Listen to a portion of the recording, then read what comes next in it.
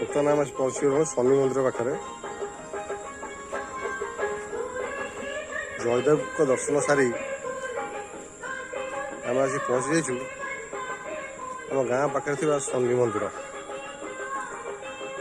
ମୁଁ ଆପଣ ଶନି ମନ୍ଦିରରୁ ଲାଇଭ୍ ଦୃଶ୍ୟ ଦେଖାଉଛି।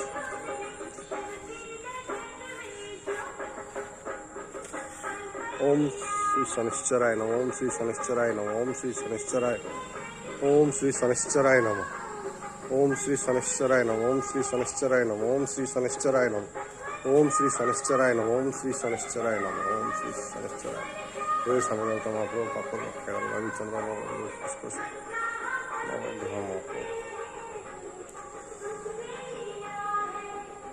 प्रभु शनि महाप्रभु विपद उद्धार कर रक्षा कर।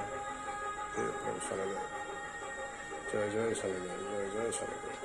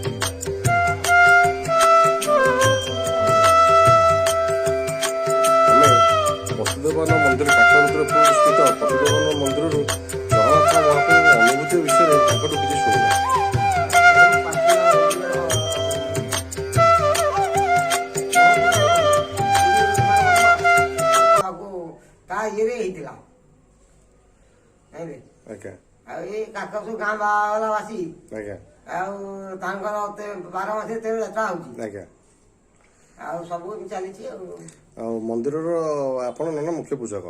ଆଉ କେବେ ମନ୍ଦିର ଆମର ନିର୍ମାଣ ହୋଇଥିଲା? ତଥାପି 600 ବର୍ଷ ତଳର କଥା। ଆଉ ରାଜା କୋଉ ମାନେ ଏମାର ମାଠର ମହନ୍ତ ମନ୍ଦିରକୁ ନିର୍ମାଣ କରିଥିଲେ। ଆଉ ମନ୍ଦିରର ପ୍ରତାପରୁଦ୍ରପୁର ରାଜା ଏମାର ମଠର ମହନ୍ତ ମିଶିକି ମନ୍ଦିର ନିର୍ମାଣ କାର୍ଯ୍ୟ କରିଥିଲେ। ଆଉ ମନ୍ଦିରରେ ଯାନିଯାତ୍ରା ସବୁ କଣ ଅନୁଷ୍ଠିତ ହୁଏ? ଦୋଳ ଯାତ୍ରା, ରଥଯାତ୍ରା, ଆଜ୍ଞା 12 ମାସରେ 13 ଯାତ୍ରା ହଉ ଆଜ୍ଞା ଆଜ୍ଞା। ଏଠାରେ ନବକଳବର ମଧ୍ୟ ଅନୁଷ୍ଠିତ ହୁଏ। ମାନେ ପୁରୀ ମନ୍ଦିରରେ ଯେମିତି ନବକଳବର ଯୋଉ ସମୟରେ ହୁଏ ଏଠାରେ ମଧ୍ୟ ସେଇ ସମୟରେ ସେଇପରି ଭାବେ ନବକଳବର ପାଳନ କରାଯାଏ। ଆଜ୍ଞା ନମସ୍କାର। ବର୍ତ୍ତମାନ ଚନ୍ଦନ ଯାତ୍ରା ମଧ୍ୟ ହୁଏ। ଆଉ ସବୁ ଆଜ୍ଞା କଣ କଣ ହୁଏ? ଆଉ ସବୁ କିଛି ହୁଏ।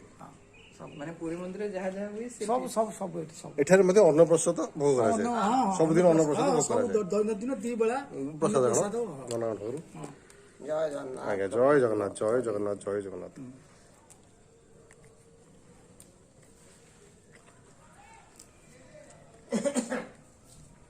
3 ବେଳା ବି ଧୂପ ହୁଏ ଠାକୁରଙ୍କର। ଆଜ୍ଞା ତ୍ରିକାଳ ଧୂପ, ଆଜ୍ଞା 3 କାଳ ଧୂପ। ଆଜ୍ଞା କାଲି ହବିଷ କାର୍ତ୍ତିକ ମାସ ସବୁ ସବୁ ଆସିବେ। ହବିଷ ସୋମବାର ସବୁ ଆସିବେ। ଅବଢା ଅବଢା ହବ